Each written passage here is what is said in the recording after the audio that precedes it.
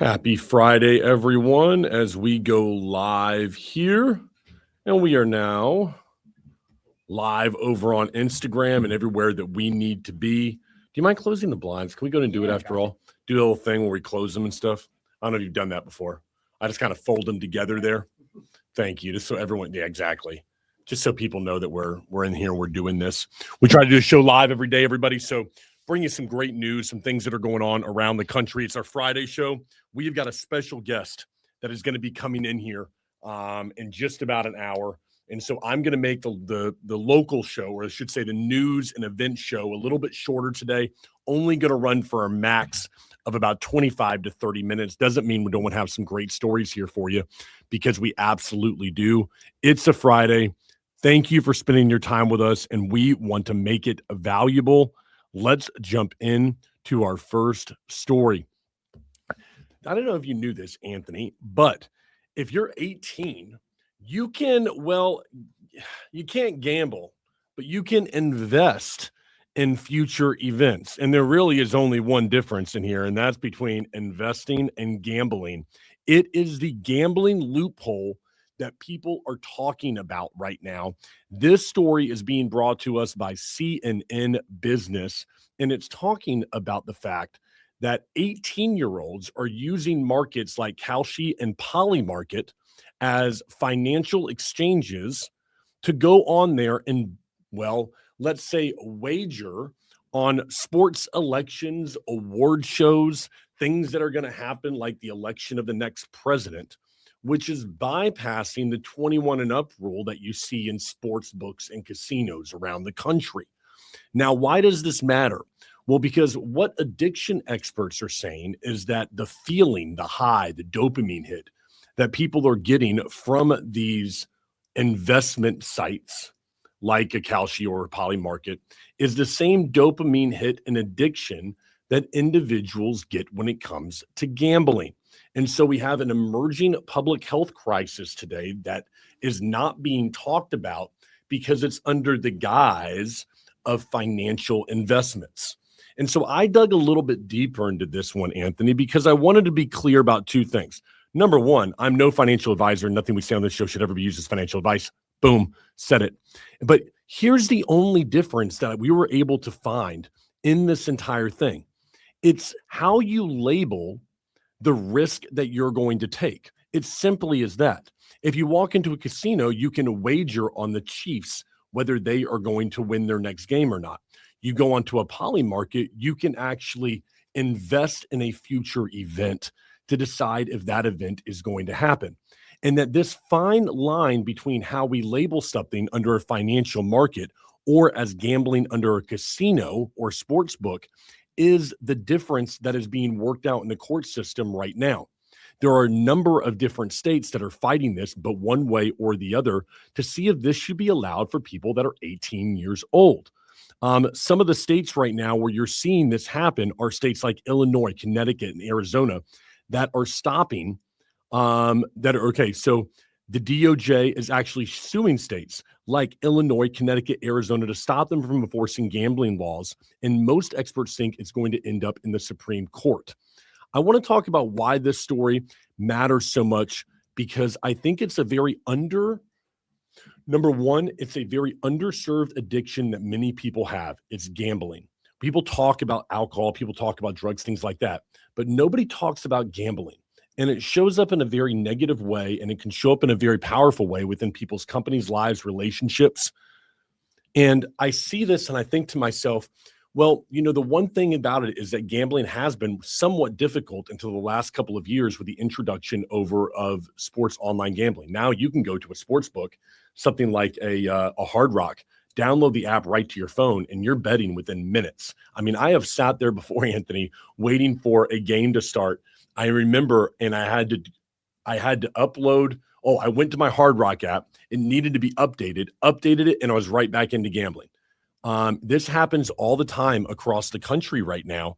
And I think to myself, does this mean that a kid who is sitting there as a senior in high school can be wagering, I shouldn't say that, should be investing in Polymarkets on future events And I believe that we've got a loophole here that needs to be closed, and that could end up really detrimentally hurting people in their late teens who don't understand the addictive side of gambling and what it could mean to the rest of their life. But this loophole between investment and wager is something that states or the Supreme Court need to decide quickly, so that we can understand where this investment, one way or the other, it falls. Because right now, I'll be honest, this thing is not clear at all. Yeah, definitely. It's been weird recently. I've been noticing that gambling's been going up. It might not be in person anymore with like Vegas, but just with these gambling apps, I've seen just a lot of YouTubers actually promoting all these like reality kings and a lot of these like things that are just like different gambling aspects, and now you can gamble under the age. It's crazy to me. Yeah, see, we were just out in Vegas, you and I, just a couple of weeks ago, and there's a certain aura that Vegas used to have about when you went out there and you gambled. And you felt like it was like, I'm walking into the casino. I'm 21 years old. I spent my 21st birthday out in Las Vegas. Not that it was a marvelous time or anything, but I spent my birthday out there. And when you walked in there, you felt a sense of, I'm about to gamble. Now what you see, not only with sportsbook, but with these financial markets like Polymarket and others and like Kalshi, is it doesn't have that same sense about it. It feels more gamified. And when you do that with an investment, I think you run the risk of the nature of the dopamine hit, people not realizing that they're being gamified, that's becoming an addiction. But then two, I believe it does take away from some of the seriousness, the brevity that comes with a $1,000 bet, when all you're doing is just simply pressing one more button on your phone. And I don't think that sometimes individuals who are 17, 18, 19, 20 years old, that people in this age group right here understand the gravity of what they're doing within the market itself. And I think that what we have to do is be careful how much we gamify things like gambling. This is something to where when somebody can go on there and vote on, I don't know, what's going to happen in a war, when somebody can go on there and vote for what's going to happen in a presidential election or tonight at the Grammys, or, you know, these are things right now that they seem innocent, but they're having the same exact effect on people that gambling is having, and therefore need to be more regulated. And we need to pay more attention to what this can do to young people, because undoubtedly we have not seen the effects of these investment markets yet on what it's going to do to people in Gen Z and Gen Alpha, because it's such a new and emerging market right now. Couldn't agree more. And honestly, with some of these popularities, I've been noticing just a whole rise and takes of just a bunch of different apps doing the same thing. And it's just they're finding a loophole. It's just going to keep going. Yeah, there is a loophole in gambling right now, and they are the ones that are taking advantage of it. Next story that I have here for you, everybody, is a survey of 7,000 men, 18 to 35. Get this, everybody. Half of them say they got no female friends. That is right. 3 out of 4 who are using dating apps say they've just given up on finding a partner, while half say they don't even have female friends. And so I want to talk about 2 things that I see with this story right now, Anthony. Number 1, first of all, not a big surprise. Go to any gym right now, anywhere in the country, men don't approach women. Go to a bar, men don't approach women. There's no place where men approach women anymore, because everybody's afraid of getting turned down, and that is exactly what a dating app society has done to us. Second thing I want to cover here. I got a problem when you're in a relationship with the other person having a best friend of the opposite sex. There, I said it. And everyone's going to go, no. Hey, listen, I have a best friend and they would never do anything with me. It would never happen. Here's my theory, everybody. If given the opportunity the other person would 100% of the time. And then someone goes, well, no, I never would do that. Yeah, that's because the other person would. I always get a kick out of this. And when girls will say, oh, we're just friends, me and that guy, and then they get upset with the new boyfriend for not liking that relationship. Hey, newsflash, all my guys out there, you know this, right? Because you get where that guy is trying to do. You see and you understand, don't you? You know, if given the opportunity, that guy right there would stab you right in the back if he had that chance. And ladies, don't be so naive as to think, oh, he's a real angel, that one. No, they're not. If given the chance, he would take advantage of it. So sure, I look at this study right now, Anthony, I think, okay, a lot of guys right now don't have female friends. A lot of them have given up on that. Not surprising, all right? What I'm looking at is we just don't have people that are conversing anymore. So probably they're just hanging out with their boys and hanging out with people they know from work. But then second to that, brother, you're in a relationship and you've got a guy best friend who likes women and you want to tell me, oh man, no, he would never try anything with me. No, he would. Absolutely, if given the chance. And every guy out there knows it right now. You're fooling yourself if you think he's the one that just is so holy and just would just never do anything wrong like that. Oh yeah, he's just so wholesome. Oh, you don't know him. Yeah, he's a good guy. Yeah, right. He's just a wolf in sheep's clothing is what he is right there. So this story right here, no big surprise across the board, and it speaks deeper to my thoughts and feelings about friendships with the opposite sex. I'm going to put you on the spot on this one. You're in a great relationship. You talk so highly of your significant other. What do you think about this one? And I'm putting you in the spot, so you don't have to answer if you don't want. I know I'm putting you on the spot. I don't know. I mean, like, come on, I'm gonna push you. I mean, we have friends, so I think it really depends. I mean, I don't know. I don't know if I could fully agree. If I'm being honest, Come on. I don't know. I think it depends. I mean, I know that there's some dogs out there that are very, very much trying to get with everyone, but I think there's some holy people that are not gonna go after a girl. So I don't think so. I think you just have to trust your partner. That's the main thing, in my opinion. You have to trust your person, even regardless of if they have a friend or not. You have to trust your other person and know that no matter what happens, she will always come back to you and she'll never cheat on you or cheat on your person. So you don't. No, no. That's how I feel. Okay, I get it. Okay, here's my thought about this one. I trust, Anthony, that I could leave my car out there in front of our office right now, unlocked, and nobody's going to break into it. I am. You call me 100 times. I'm 99% sure. Yeah. Okay. I still lock my doors. Okay. I'm not inviting trouble into my own house right now. Everybody out there, you don't think someone's going to go up and knock on you, try to unlock your door at night, but you still lock it just in case because you're not an idiot. All right. And you don't want to invite trouble into your own house. All right. My thought about it, gentlemen. All right. You can disagree with me. That's fine. Anthony's the greatest guy. He can disagree with me on this. My thought, don't invite trouble into your home. So I got no problem with people being friends. Okay. Like guy and a gal, you and your girl in a relationship. Let's just say I'm in a relationship with, I don't even go into it given my situation. Let's use a fictional couple.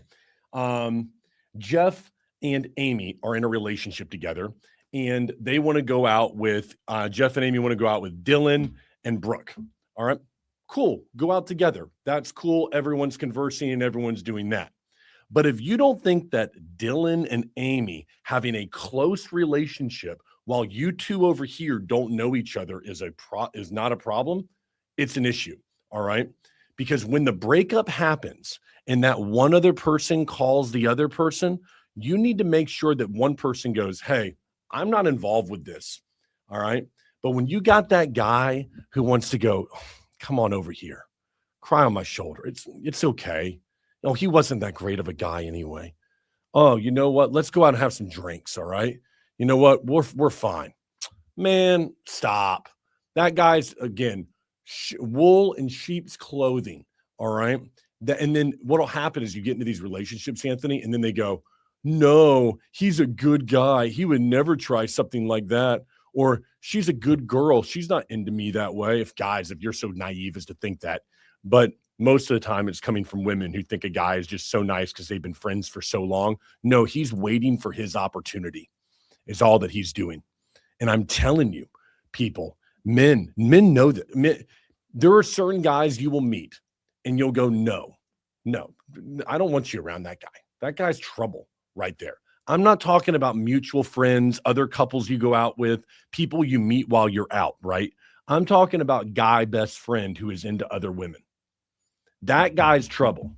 Guy best friend who's just saying, oh, I'm just the best friend. That guy is trouble, in my opinion.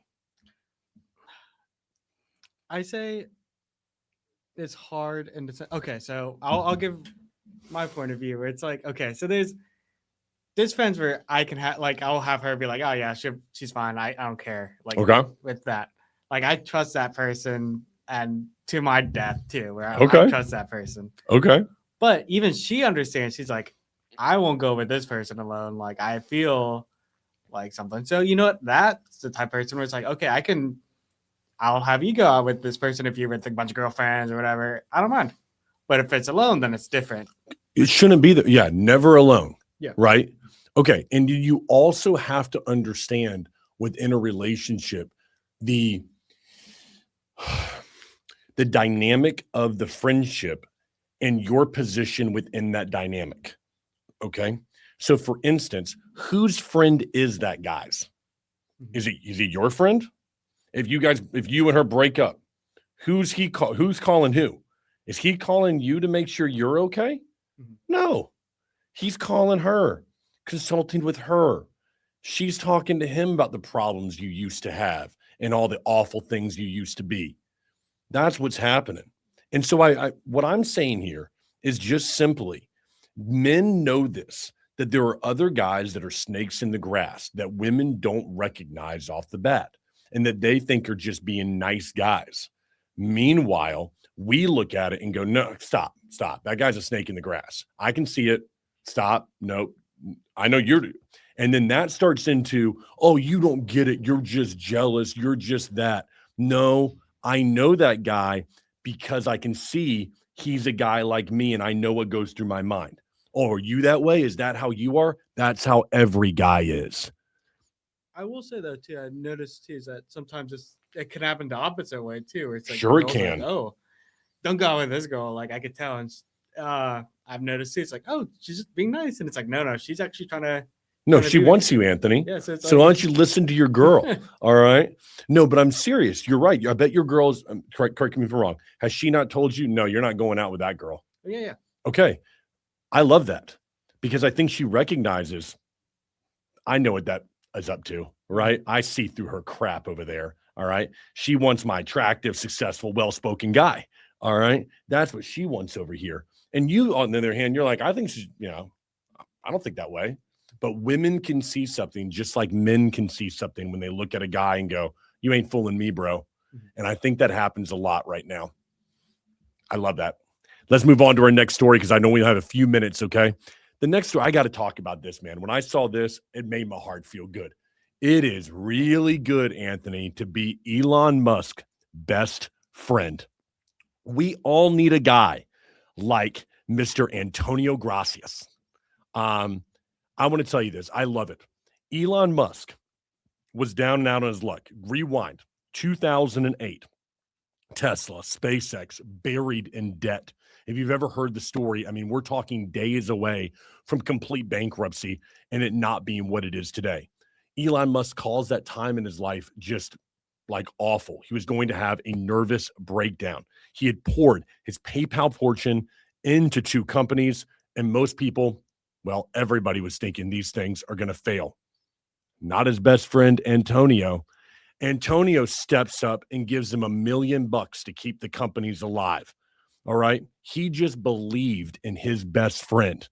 Now, this same guy, He's turned that $1 million investment into a $140 billion empire, making him soon one of the 50 richest people in the world.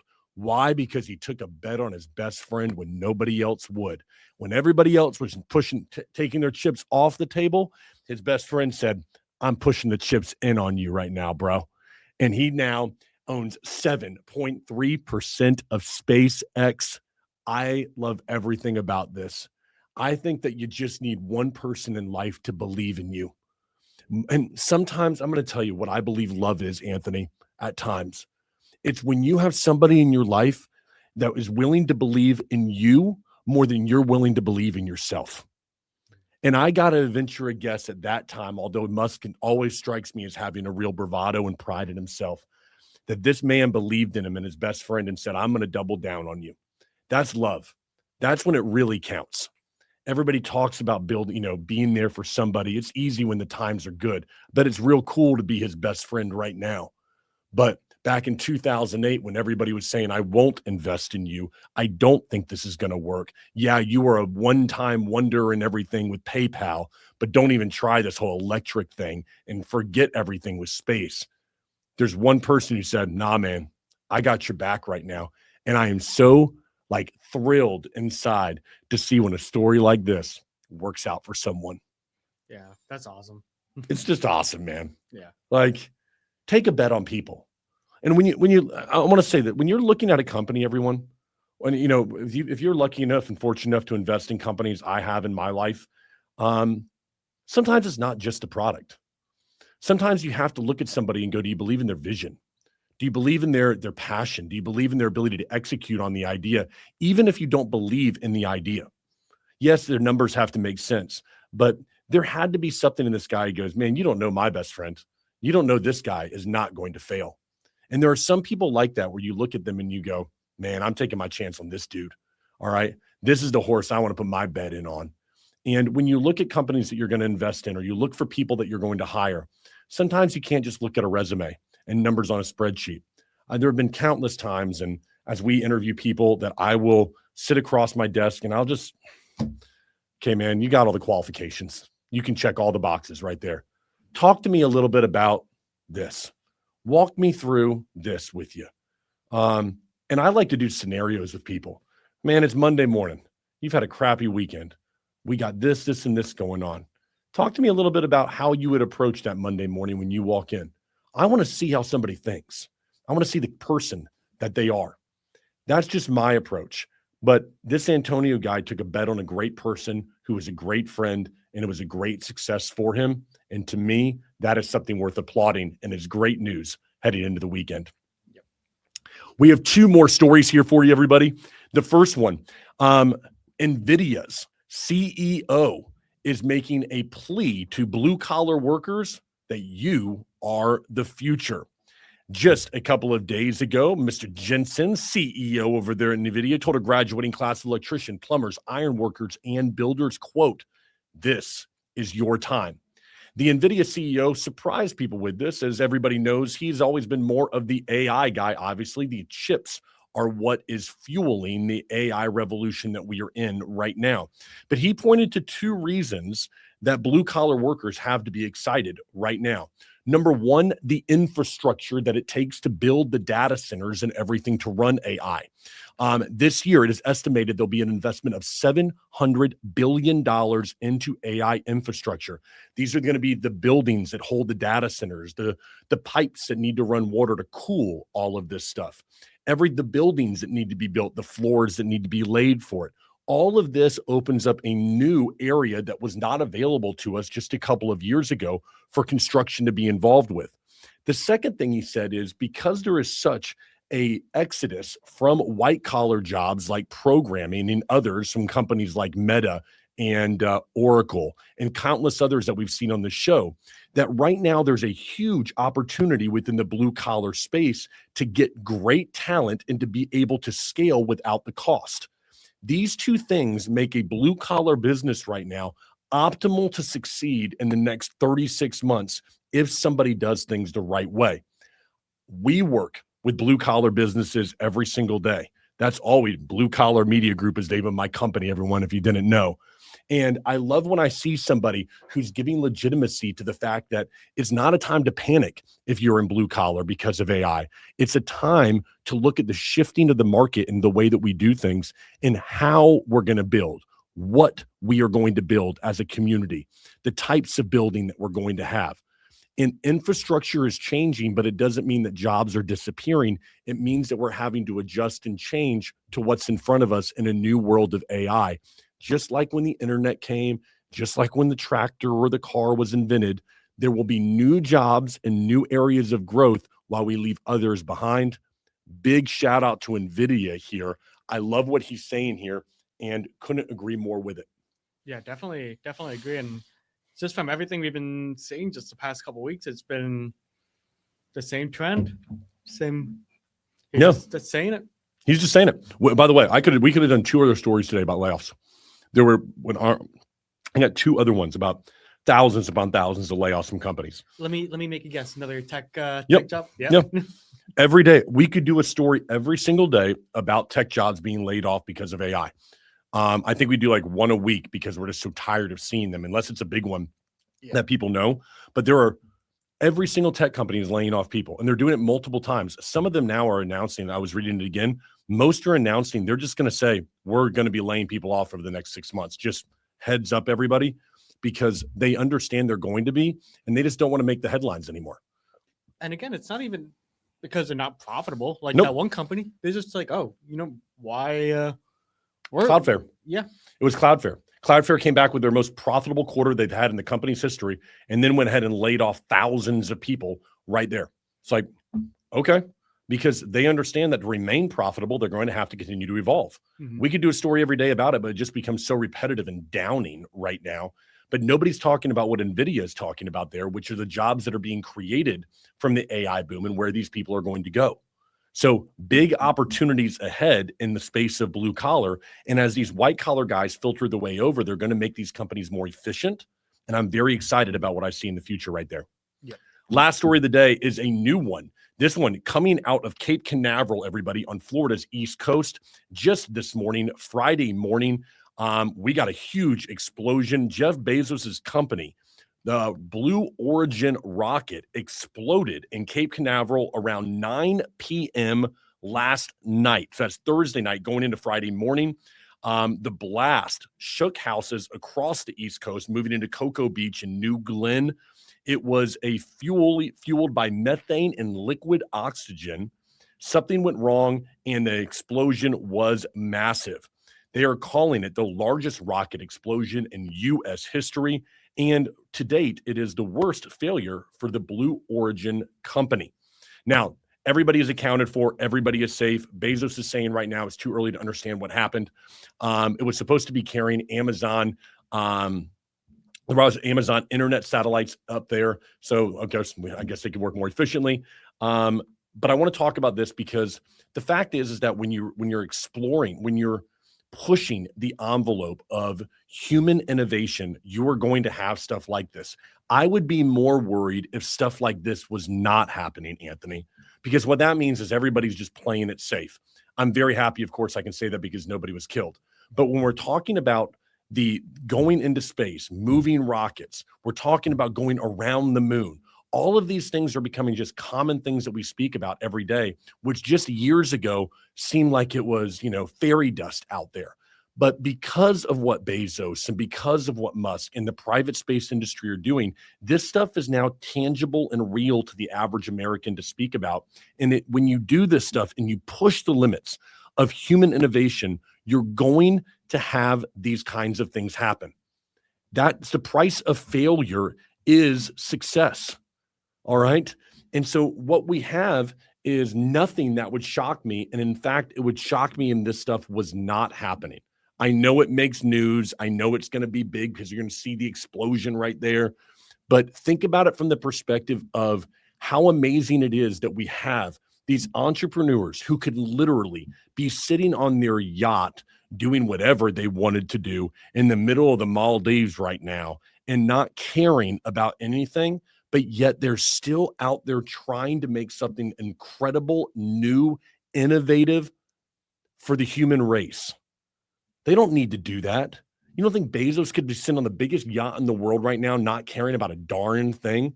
I mean, literally having every luxury you could possibly have in the world for the rest of his life and his kid's life? Of course he could. But here he is trying to send Blue Origin up there into space, trying to go ahead and make sure that we continue to get better and better. And to me, that is something worth applauding right there.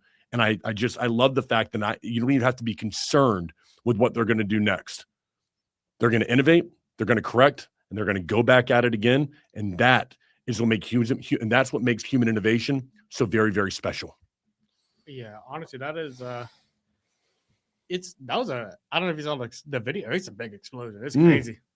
But it is one heck of an explosion. All right. But honestly, I'm honestly just happy that they're just going out there in space, launching a bunch of rockets. It's kind of cool. It's awesome. We haven't seen that in so long now. It's like, it's great. We're launching rockets, going around the moon, man. I mean, we got rockets like landing into arms and stuff like that. I mean, this is crazy. I mean, what we have going on in the world right now, it's an exciting time. I love what Patrick Bet-David says. The future looks bright. You just got to go out there and you got to seize it, everybody. I'll tell you what, we have to end this show right now. I've got a very special guest coming in to the studio so we can bring you even more great material here leading into next week, and we'll do a great podcast. Thank you all for joining us right now on the Patrick Carr Show. We may be live with you in about an hour. We'll see you all very soon. Thanks so much. Have a great weekend. What do you think of the show, Griffin? I know Griffin in the house. Okay. He says